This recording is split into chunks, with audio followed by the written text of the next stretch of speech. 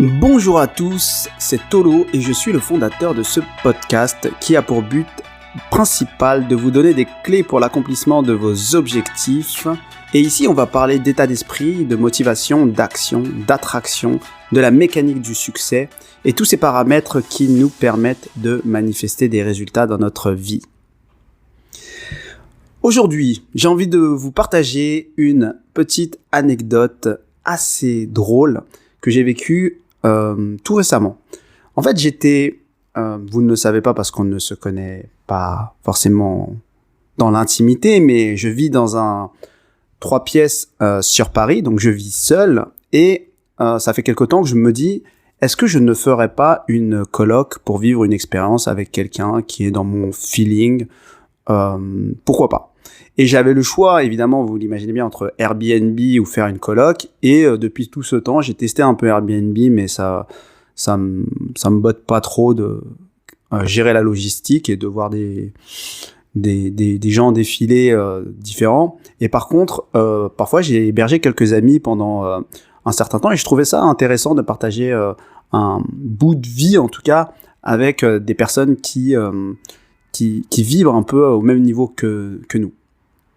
Et donc là, je me suis dit, pourquoi pas forcer un peu le destin et pas attendre que quelqu'un me demande s'il veut emménager ou s'il cherche un logement et peut-être forcer un peu le destin. Et donc, je me retrouve à me demander comment je vais communiquer dessus. Et donc moi, je me suis dit, ce serait intéressant de trouver une nouvelle personne. Et j'ai la fausse bonne idée, je sais pas si c'est une bonne ou une mauvaise idée, avec du recul, je dirais que c'est plutôt une idée assez drôle, d'utiliser Facebook. Mais Facebook, non pas dans mon réseau, ce que j'aurais pu faire, mais là je me dis, allez, cherchons dans un réseau autre. Donc je m'abonne à des groupes Facebook sur la colocation, location, etc. sur Paris. Et c'est assez drôle parce que je me rends compte assez rapidement que finalement ça ne vibre pas très haut. Il y a beaucoup de frustration et je le comprends, sur Paris c'est pas facile.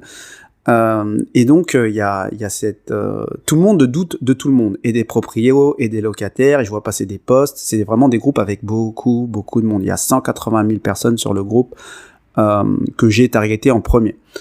Et donc ce qui est drôle, c'est que je rejoins le groupe, je vois tout ça, et un jour, je ne sais pas par quelle opération du Saint-Esprit j'ai cette envie, je me dis, on est un dimanche matin, je n'ai rien à faire, et je me dis, c'est maintenant, il faut que je crée l'annonce. Et donc je crée l'annonce, comme j'ai senti l'impulsion, donc je sais à peu près dans quelle énergie je veux aller. J'ai une idée bien précise du type de colocataire que je veux, en décrivant bien précisément qui je suis moi. Donc mon appart, c'est un appart extrêmement sympathique, avec une très très belle vue, avec beaucoup d'avantages. Donc je sais que moi l'appart, les personnes vont le kiffer. Moi je le sais d'avance. Donc je me dis que je ne vais pas mettre en avant l'appart, je vais mettre en avant les vrais critères en fait qui comptent à mon cœur. C'est de trouver la bonne personne. Et donc je me décris comme un entrepreneur, artiste, spirituel, qui s'intéresse à plein de choses. Et je dis que moi, mon objectif, c'est de trouver une personne dans cette même vibration, et que je précise même que ce que je propose, c'est pas un logement, je propose une expérience. Moi, je propose qu'on grandisse chacun en échangeant sur des sujets qui nous sont communs, d'une certaine manière. Et donc, je fais une première partie où je me décris moi. Je fais une deuxième partie où je décris rapidement l'appart. Je dis quand même qu'il y a des avantages. Et je précise juste ensuite que je n'accepterai pas les personnes qui fument, parce que ce n'est pas du tout ce que moi je cherche, c'est pas du tout ma vibration. Et il n'y a aucune concession à faire dessus pour moi de mon côté, c'est assez évident. Et de la même manière, je précise qu'il n'y a pas de télé chez moi et que je ne souhaite pas en mettre, parce que c'est pas du tout l'énergie que je veux avoir dans mon salon. Et donc je poste ça, et comme je suis quelqu'un qui est assez occupé dans ma vie, je décris un process très précis, très exigeant, entre guillemets, pas exigeant, mais ça veut dire que à aucun moment dans le process, je dis que je réponds aux commentaires, ou je dis que ça passe par MP, et qu'on me précise exactement qu'est-ce qui a résonné dans mon annonce, et qu'on se fasse un appel pour checker qu'on est sur la bonne vibration, et qu'on se fasse un vidéo call pour que la personne ne se déplace pas pour rien si elle aime pas l'appart pour X ou Y raison, ou elle aime pas, je sais pas, la vue ou autre, et qu'on finisse par une visite. Donc, voilà à peu près la structure de mon annonce. Et moi, quand je l'écris, je me dis, je suis dans cet état d'esprit que je n'ai rien à perdre parce que de toute façon, je ne cherche pas vraiment un coloc, j'en ai pas financièrement, on va dire, besoin, mais si je trouve quelqu'un, c'est du bonus. Donc je poste un dimanche matin, et là, je reçois des premiers commentaires, deuxième commentaire, troisième commentaire, et je me dis, oulala, je vais je vais arrêter les notifications parce que moi je regarde les messages privés. Mais du coup, avant de d'arrêter les notifications, je suis obligé de lire les premiers commentaires. Et je vois que je suis en train de me faire défoncer par le groupe Facebook qui compte 180 000 personnes. Et c'est assez hallucinant parce que sur le coup, je me dis, mais qu'est-ce qui se passe en fait? Et donc, je vois bien que ils critiquent mon process, ils critiquent mes conditions, ils ont l'impression que je cherche, que je suis sur Tinder parce que je me décris en premier, donc il y a beaucoup de frustration qui remonte, et du coup, quand il y en a un qui commente, les gens vont s'y mettre aussi, et que à un certain niveau, on parle d'une colocation, dans colocation il y a on dirait que j'exprime que mes besoins, etc. Donc j'en lis quelques-uns, je ne prends pas le temps particulièrement de me dire que je vais répondre, mais je vois qu'il y a une dynamique qui est lancée, donc je désactive les notifications, et ce qui se passe, c'est que je me fais contacter en privé, finalement. Et là, je comprends, en privé, quand on me contacte, je comprends que beaucoup de personnes m'envoient leur soutien. Je me dis, oulala, ça doit chauffer là-bas. Ça doit chauffer du côté du groupe. Mais moi, je ne le vois absolument pas, évidemment, puisque j'ai désactivé les notifications. Et donc, je vois par contre les MP, je reçois des MP de soutien, de personnes qui ont l'air très sympathiques, qui me disent qu'ils ont adoré l'annonce, etc., etc. Et je discute avec elle, et elle me dit qu'effectivement, ils comprennent pas pourquoi tant de haine sur mon post. Donc moi, je me dis, ah oui, ça est passé au niveau de la haine. Donc j'avais pas forcément, suivi tout ça.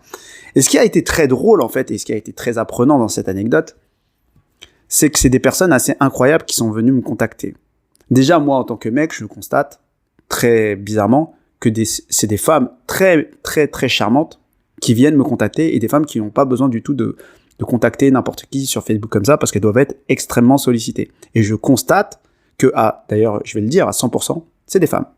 Il n'y a que des femmes qui m'ont contacté. Non, peut-être pas que des femmes, mais en tout cas, les femmes sont venues avec des femmes très charmantes, qui sont venues avec beaucoup de bienveillance et beaucoup de bienveillance et presque d'intérêt pour la personne qui se cache derrière ce profil qui pourrait s'apparenter à quelqu'un de, je sais pas, apparemment j'ai été décrit comme quelqu'un de très égoïste, qui pense qu'à lui, qui arnaque les gens, c'est trop cher, c'est machin, mais pour qui tu te prends, etc. Et finalement, je me rends compte que c'est finalement presque mieux ce qui s'est passé que me mettre sur un site de rencontre et faire une description difficile. Le fait que je me fasse défoncer en place publique, je me rends compte que ça attire des femmes extrêmement charmantes. C'est intéressant. Et donc, ça m'a vraiment, vraiment interrogé, parce que je me suis dit, et moi, j'étais pas du tout dans cet état d'esprit. Je suis pas du tout dans cet état d'esprit à ce moment-là. Moi, je suis simplement dans l'état d'esprit de chercher une expérience, mais je constate que c'est un fait, que ce ne sont pas des boudins, entre guillemets, qui me contactent du tout. C'est complètement l'inverse. Et c'est ça que je comprends pas. Et des personnes qui me disent, oui, moi, je voudrais bien passer simplement le week-end parce que quand je suis de passage sur Paris, d'autres qui me disent, oui, moi, c'est un peu cher, mais franchement, j'aurais tellement kiffé faire cette aventure avec toi. Ok. Et donc, du coup, ce qui est intéressant, c'est que moi, je prends ce qui se passe, j'essaie de comprendre ce qui se passe et j'essaie d'en déduire des leçons. Et vous l'aurez compris, il y a beaucoup de leçons finalement à retenir.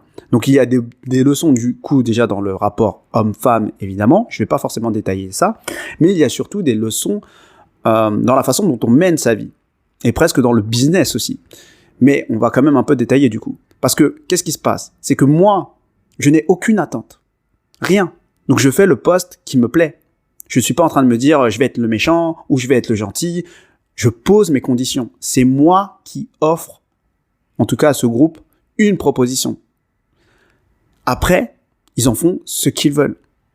Mais ce que je veux dire, c'est que moi, il n'y avait pas d'intention de marketer ou de faire quoi que ce soit. Mais en tout cas, ce qui s'est passé, c'est que ce que j'ai posté était finalement très polarisant. Très polarisant, non pas parce que j'ai cherché à ce que ce soit polarisant. Ça a été très polarisant parce que j'ai simplement été moi-même. J'ai dit ce que je voulais et j'ai dit ce que je ne voulais pas. Et ça a été insupportable pour certains, surtout dans un contexte où le marché est extrêmement tendu sur Paris. Et donc, ils l'ont vu comme un énième propriétaire qui abuse, alors que moi, je suis juste une personne qui cherche une expérience. Donc, j'ai été jugé dans tous les sens. Mais moi, ce qui a été très intéressant, c'est que j'ai coupé les notifs. Donc, tu peux me traiter de tous les noms, je ne le vois pas. Le seul écho que j'ai eu, c'est via les personnes qui m'ont contacté en privé. Et c'est ça qui est intéressant déjà. C'est de se dire que, attends, mais dès que tu coupes les notifs, mais en fait, toute la haine, entre guillemets, que les gens te déversent, n'existe même plus. Et dans la vie de tous les jours, personne, en tout cas même en MP, personne n'est venu en MP pour m'insulter. En direct. Ils ont utilisé l'énergie de la meute, on va dire, d'un certain niveau. Après, ils font ce qu'ils veulent. Mais moi, ce que je veux dire, c'est que finalement, il y a le côté, on a peur d'être rejeté par la meute, mais individuellement parlant, personne ne vient. Comme personne ne viendrait dans la vie, finalement, te dire « je n'aime pas ce que tu es ». Et ça, c'est très intéressant parce que je pense qu'on a une peur, justement, du rejet à un certain niveau. Et moi, j'ai ce problème-là. Sauf que je constate que dans cet acte que j'ai fait, je suis complètement détaché du résultat, je suis complètement détaché, je m'en fous complètement. Et c'est un peu ça, en fait, finalement, la grosse leçon. Il y aurait plein de leçons sur cette anecdote. Mais la grosse leçon, c'est qu'à un moment, il faut faire les choses parce que pour toi, c'est le plus juste pour toi. Et forcément, automatiquement, et c'est vrai qu'après, on peut dire que c'est un principe marketing, le fait d'être polarisant, ça va finalement t'attirer des personnes qui seront beaucoup plus enthousiastes et beaucoup plus proches de tes valeurs. Et parfois, on n'est pas polarisant, comme moi je peux l'être d'ailleurs dans beaucoup de choses. Je suis pas forcément polarisant, je cherche pas justement le conflit ou le rejet. Mais en fait, c'est pas une histoire de chercher le conflit ou le rejet, c'est une histoire d'offrir ce que tu es, et forcément dans ton authenticité et dans ta vérité, tu es polarisant. Parce qu'il y a des choses que tu aimes et d'autres que tu n'aimes pas. Et le truc, c'est qu'on ne veut pas vexer les gens, donc on ne dit pas forcément ce qu'on n'aime pas. Mais en même temps, tu vas pas dire ce que t'aimes pas comme ça parce qu'on t'a rien demandé. Mais quand tu fais une offre, là c'est ça que j'ai fait au monde, j'ai fait une offre, ben j'ai dit ce que je voulais et ce que je voulais pas. Et ça, c'est la grande leçon. Et je peux te dire que tu l'as compris, ce que je t'ai dit par rapport au parallèle, par rapport aux femmes qui ont été attirées par ce poste-là, c'est quelque part, les personnes qui ont les moyens dans la vie de tous les jours vont être activées d'une autre manière quand elles sont face à des situations polarisées. Ça veut dire qu'elles n'auraient rien fait, elles n'auraient rien envoyé à une personne qui avait été lisse ou qui aurait fait un post normal. Mon post était assez normal, mais dans mon authenticité. Du coup, il ne l'était plus normal, il était tranchant. Et en fait, le fait d'être tranchant, tu actives des choses. Et les gens se positionnent. Et je dis pas qu'il faut choisir son camp, mais c'est qu'à un moment, t'es là pour toi t'entourer des personnes qui t'acceptent dans ton authenticité et qu'il n'y ait pas de surprise. Donc voilà, je pourrais vraiment parler longtemps de ce sujet-là parce que ça a été quelque part une grosse leçon. C'est comme si j'avais lancé un produit, un service qui avait bad buzzé. C'était un peu ça et que je comprends en fait que finalement, mais c'est génial le bad buzz. Sauf que là, c'était sur une offre de colocation.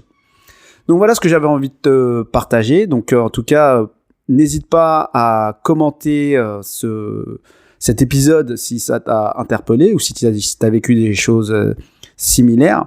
Et si tu veux aller un peu plus loin, n'hésite pas à me contacter. Moi, j'accompagne des personnes dans ce genre de problématiques, donc liées à l'atteinte d'objectifs. Après, sache que c'est vrai que j'ai une vision qui va sur plusieurs niveaux. Donc là, aujourd'hui, j'en parle un peu plus. Donc ça, ce podcast, c'est que le niveau 1. mais je t'inviterai à regarder plus tard les niveaux 2, 3, 4, 5 et 6 s'il le faut, et tu verras de quoi je parle. Et je te souhaite en tout cas, je te souhaite, je ne sais plus quoi dire, une bonne journée, et à bientôt.